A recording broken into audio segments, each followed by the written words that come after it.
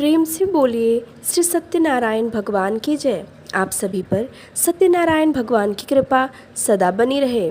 पूर्णिमा के शुभ अवसर पर सुनिए श्री सत्यनारायण भगवान की संपूर्ण कथा सुनकर वीडियो को लाइक करके कमेंट बॉक्स में सत्यनारायण भगवान की जय जरूर लिखिएगा। तो आइए रसपान करते हैं प्रथम अध्याय का। एक समय की बात है, नैसिरण्य तीर्थ में सौनिक आदि 88,000 ऋषियों ने श्री सूत जी से पूछा, हे प्रभु, इस कलयुग में वेद विद्या रहित मनुष्यों को प्रभु भक्ति किस प्रकार मिल सकती है तथा उनका उद्धार कैसे होगा। हे मुनि श्रेष्ठ, कोई ऐसा तप बताइए जिससे थोड़े समय में ही पुण्य मिले और मनवांछित फल भी मिल जाए। इस प्रकार की कथा सुनने की हम इच्छा रखते हैं। सर्वशास्त्रों के ज्ञाता सूत जी बोले, हे वैष्णव में पूज्य, आप सभी ने प्राणियों के हित की बात पूछी है, इसलिए मैं एक ऐसे श्रेष्ठ व्रत को आप लोगों को बताऊंगा जिसे नारद जी ने लक्ष्मी नारायण जी से पूछा था और लक्ष्मीपति ने मुनि श्रेष्ठ नारद जी से कहा था। आप सब इसे ध्यान से सुनिए। एक समय की बात है, योगीराज नारद जी दूसरों के हित की इच्छा लिए अनेकों लोकों में घूमते हुए मृत्यु लोक में आ पहुँचे। यहाँ उन्होंने अनेक योनियों में जन्मे प्रायः सभी मनुष्यों को अपने कर्मों द्वारा अनेकों दुखों से पीड़ित देखा। उनका दुख देख नारद जी सोचने लगे कि कैसा यत्न किया जाए जिसके करने से निश्चित रूप से मानव के दुखों का अंत हो जाए। इसी विचार पर मनन करते हुए वह विष्णु लोक में गए। वहाँ वह देवों के ईश भगवान नारायण की स्तुति करने लगे, जिनके हाथों में शंख चक्र गदा और पद्म थे, गले में वरमाला पहने हुए थे। स्तुति करते हुए नारद जी बोले, हे भगवान, आप अत्यंत शक्ति से संपन्न हैं। मन तथा वाणी भी आपको नहीं पा सकती है। आपका आदि मध्य तथा अंत नहीं है। निर्गुण स्वरूप सृष्टि के कारण भक्तों के दुख को दूर करने वाले आपको मेरा नमस्कार है। नारद जी की स्तुति सुन विष्णु भगवान बोले, हे मुनि श्रेष्ठ, आपके मन में क्या बात है? आप किस काम के लिए पधारे हैं, उसे निसंकोच कहो। इस पर नारद मुनि बोले कि मृत्यु लोक में अनेक योनियों में जन्मे मनुष्य अपने कर्मों के द्वारा अनेकों दुख से दुखी हो रहे हैं। हे नाथ, आप मुझ पर दया रखते हैं तो बताइए कि वो मनुष्य थोड़े प्रयास से ही अपने दुखों से कैसे छुटकारा पा सकते हैं। श्री हरि बोले, हे नारद, मनुष्यों की भलाई के लिए तुमने बहुत अच्छी बात पूछी है। जिसके करने से मनुष्य मोह से छूट जाता है, वह बात मैं कहता हूँ, उसे सुनो।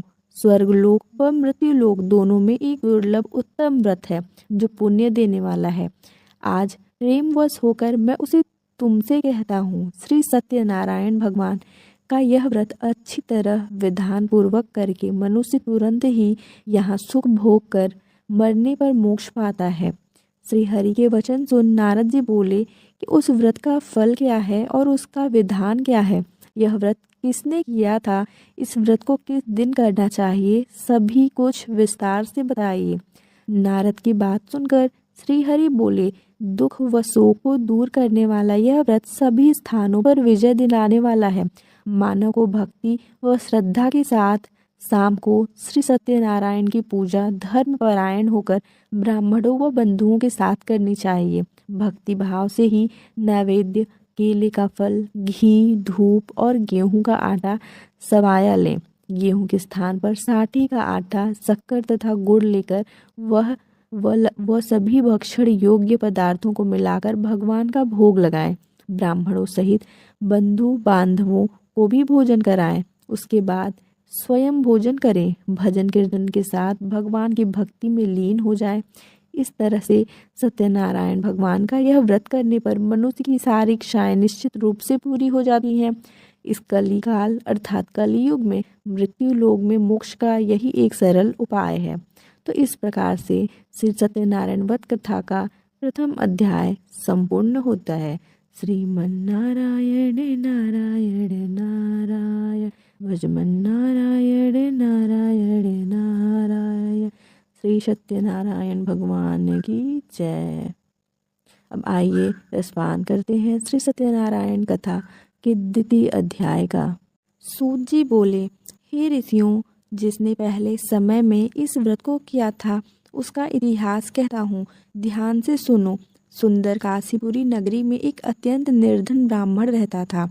भूख प्यास से परेशान वह धरती पर घूमता रहता था। ब्राह्मणों से प्रेम करने वाले भगवान ने एक दिन ब्राह्मण का वेश धारण कर उसके पास जाकर पूछा, हे विप्र, नित्य दुखी होकर तुम पृथ्वी पर क्यों घूमते हो?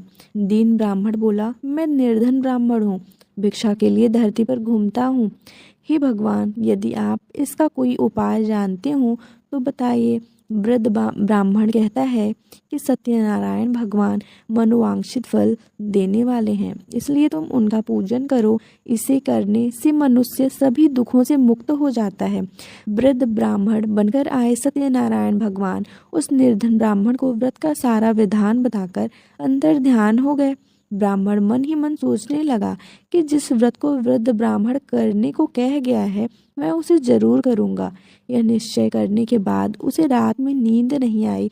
वह सवेरे उठकर सत्यनारायण भगवान के व्रत का निश्चय कर भिक्षा के लिए चला गया। उस दिन निर्धन ब्राह्मण को भिक्षा में बहुत धन मिला, जिससे उसने बंधुओं के साथ मिलकर श्री सत्यनारायण भगवान का व्रत संपन्न किया। भगवान सत्यनारायण का व्रत संपन्न करने के बाद वह निर्धन ब्राह्मण सभी दुखों से छूट गया और अनेक प्रकार की संपत्तियों से युक्त हो गया। उसी समय से यह ब्राह्मण हर माह इस व्रत को करने लगा। इस तरह से सत्यनारायण भगवान के व्रत को जो मनुष्य करेगा वह सभी प्रकार के पापों से छूटकर मोक्ष को प्राप्त होगा। जो मनुष्य इस व्रत को करेगा वह भी सभी दुखों से मुक्त हो जाएगा। सूत जी बोले कि इस तरह से नारद जी से नारायण जी का कहा हुआ श्री सत्यनारायण व्रत को मैंने तुमसे कहा। हे विप्रो, मैं अब और क्या कहूँ? ऋषि बोले, हे मुनिवर, संसार में उस विप्र से सुनकर और किस किस ने इस व्रत को किया, हम सब इस बात को सुनना चाहते हैं। इसके लिए हमारे मन में श्रद्धा का भाव है। सूत जी बोले, हे मुनियों, जिसने इस व्रत को किया है वह सब सुनो।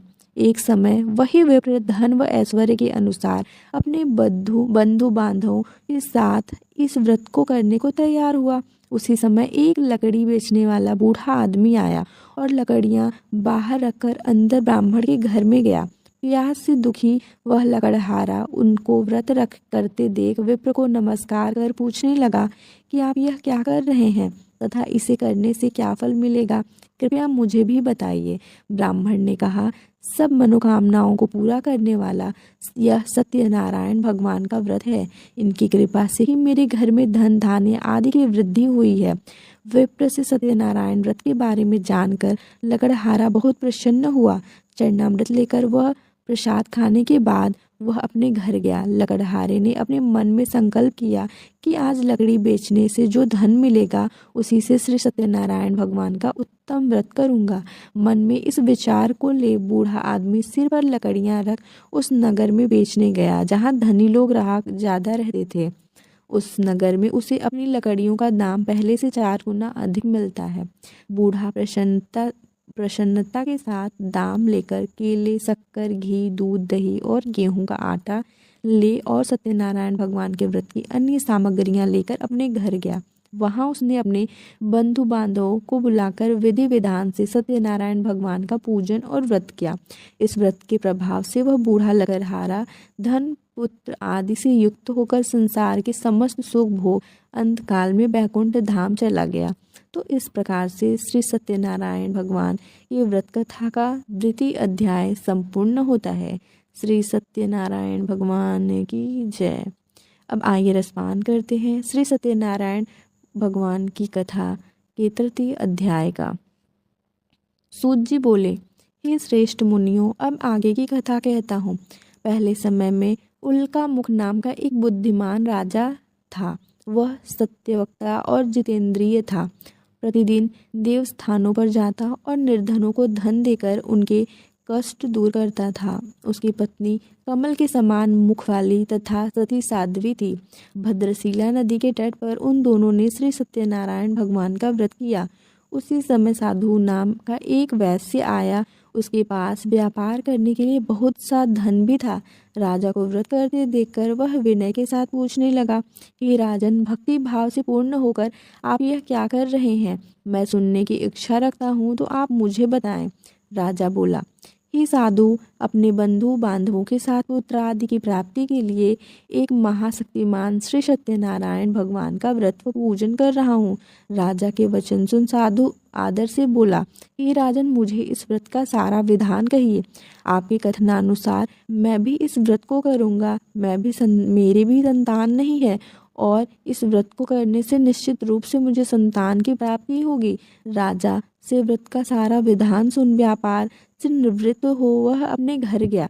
साधु वैश्य ने अपनी पत्नी को संतान देने वाले इस व्रत का वर्णन कर सुनाया और कहा कि जब मेरी संतान होगी तब मैं इस व्रत को करूँगा। साधु ने इस तरह के वचन अपनी पत्नी लीलावती से कहे। एक दिन लीलावती पत्नी के साथ आनंदित हो सांसारिक धर्म में प्रवृत्त होकर सत्यनारायण भगवान की कृपा से गर्भवती हो गई। 10वें महीने उसके गर्भ से एक सुंदर कन्या ने जन्म लिया।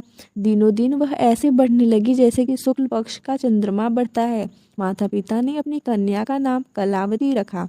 एक दिन लीलावती ने मीठे शब्दों में अपने पति को याद दिलाया कि आपने सत्यनारायण भगवान के जिस व्रत को करने का संकल्प किया था उसे करने का समय आ गया है।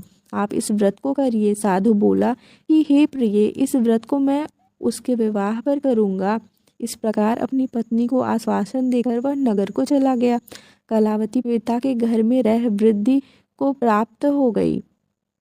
साधु ने एक बार नगर में अपनी कन्या को सखियों के साथ देखा तो तुरंत ही दूत को बुलाया और कहा कि मेरी कन्या के योग्य वर देख कर आओ।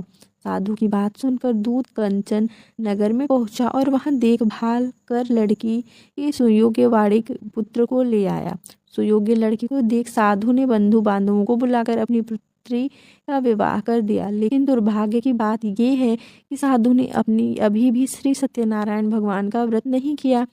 इस पर श्री भगवान क्रोधित हो गए और श्राप दिया कि साधु को अत्यधिक दुख मिले। अपने कार्य में कुशल साधु बनिया जमाई को लेकर समुद्र के पास स्थित होकर रत्नासारपुर नगर में गया। वहां जाकर दामाद ससुर दोनों मिलकर चंद्रकेतु राजा के नगर में व्यापार करने लगे। एक दिन भगवान सत्यनारायण की माया से एक चोर राजा का धन चुराकर भाग रहा था। उसने राजा के सिपाहियों को अपना पीछा करते देख चुराया हुआ धन वहां रख दिया जहां साधु अपने जमाई के साथ ठहरा हुआ था। राजा के सिपाहियों ने साधु वैश्य के पास राजा का धन पड़ा देख तो वह ससुर जमाई दोनों को बांधकर प्रसन्नता से राजा के पास ले गए और कहा कि उन दोनों चोरों को हम पकड़ लाए हैं, आप आगे की कार्यवाही की आज्ञा दें। राजा की आज्ञा से उन दोनों को कठिन कारावास में डाल दिया गया और उनका सारा धन भी उनसे छीन लिया गया। श्री सत्यनारायण भगवान से श्राप से साधु की पत्नी भी बहुत दुखी हुई। घर में जो धन रखा था उसे चोर चुरा ले गए। शारीरिक तथा मानसिक पीड़ा व भूख प्यास से अति दुखी हो अन्न की चिंता में कलावती के ब्राह्मण के घर गई। वहां उसने श्री सत्यनारायण भगवान का व्रत होते देखा, फिर कथा भी सुनी। वह प्रसाद ग्रहण कर वह रात को घर वापस आई। माता के कलावती से पूछा कि हे पुत्री, अब तक तुम कहाँ थी? तेरे मन में क्या है? कलावती ने अपनी माता से कहा, हे माता, मैं एक ब्राह्मण के घर में श्री सत्यनारायण भगवान का व्रत देखा है। कन्या के वचन सुन लीलावती भगवान के पूजन की तैयारी करने लगी। लीलावती ने परिवार व बंधुओं सहित सत्यनारायण भगवान का पूजन किया और उनसे वर मांगा कि मेरे पति तथा जमाई शीघ्र घर आ जाएं। साथ ही यह भी प्रार्थना की कि हम सबका अपराध क्षमा करें। श्री सत्यनारायण भगवान इस व्रत से संतुष्ट हो गए और राजा चंद्रकेतु को सपने में दर्शन दे कहा कि हे राजन, तुम उन दोनों वैश्यों को छोड़ दो और तुमने उनका जो धन लिया था उसे वापस कर दो। अगर ऐसा नहीं किया तो मैं तुम्हारा धन, राज्य व संतान सभी को नष्ट कर दूंगा। राजा को यह सब कहकर वह अंतर्ध्यान हो गए। प्रातःकाल सभा में राजा ने अपना सपना सुनाया, फिर बोले कि बड़े पुत्रों को कैद से मुक्त कर सभा में लाओ। दोनों ने आते ही राजा को प्रणाम किया। राजा मीठी वाणी में बोले, हे महानुभावों, भाग्यवश ऐसा कठिन दुख तुम्हें प्राप्त हुआ है, लेकिन अब तुम्हें कोई भय नहीं है। ऐसा कह राजा ने उन दोनों को नए वस्त्राभूषण भी पहनाए और जितना धन उनका लिया था उससे दोगुना धन वापस कर दिया। दोनों वैसे अपने घर को चल दिए। तो इस प्रकार से श्री सत्यनारायण व्रत कथा का तृतीय अध्याय संपूर्ण होता है। बोलो श्री सत्यनारायण भगवान की जय। तो अब आइए रसपान करते हैं श्री सत्यनारायण भगवान की कथा का चतुर्थ अध्याय। सूत जी बोले, वैश्य ने मंगलाचार कर अपनी यात्रा आरंभ की और अपने नगर की ओर चल दिया। उनके थोड़ी दूर जाने पर एक दंडी वेशधारी श्री सत्यनारायण ने उनसे पूछा, हे साधु, तेरी नाव में क्या है? अभिवाड़ी वणिक हंसता हुआ बोला, हे दंडी, आप क्यों पूछते हो? क्या धन लेने की इच्छा है? मेरी नाव में तो बेल व पत्ते भरे हुए हैं। वैश्य के कठोर वचन सुन भगवान बोले, तुम्हारा वचन सत्य हो। दंडी ऐसे वचन कह वहां से दूर चले गए। कुछ दूर जाकर समुद्र के किनारे बैठ गए। दंडी के जाने के बाद साधु वैश्य ने नेत्र क्रिया के पश्चात नाव को ऊंची उठते देखकर अचंभा माना और नाव में बेल पत्ते आदि देख वह मूर्छित हो जमीन पर गिर पड़ा। मूर्छा खुलने पर वह अत्यंत शोक में डूब गया। तब उसका दामाद बोला कि आप शोक ना मनाएं, यह दंडी का शाप है, इसलिए हमें उनकी शरण में जाना चाहिए, तभी हमारी मनोकामना पूरी होगी। दामाद की बात सुनकर वह दंडी के पास पहुंचा और अत्यंत भक्ति भाव नमस्कार करके बोला, मैंने आपसे जो जो असत्य वचन कहे थे उनके लिए मुझे क्षमा दें। ऐसा कह कर महान शोकातुर हो रोने लगा। तब दंडी भगवान बोले, हे वणिक पुत्र, मेरी आज्ञा से बार बार तुम्हें दुख प्राप्त हुआ है, तो मेरी पूजा से विमुख हुआ। साधु बोला, हे भगवान, आपकी माया से ब्रह्मा आदि देवता भी आपके रूप को नहीं जानते, तब मैं अज्ञानी कैसे जान सकता हूँ? आप प्रसन्न होइए, अब मैं सामर्थ्य के अनुसार आपकी पूजा करूँगा। मेरी रक्षा करो और पहले के समान नौका में धन भर दो।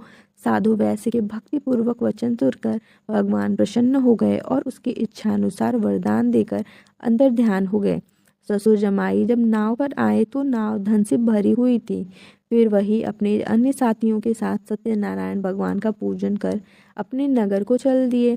जब नगर के नज़दीक पहुँचे तो दूत को घर पर खबर करने के लिए भेज दिया।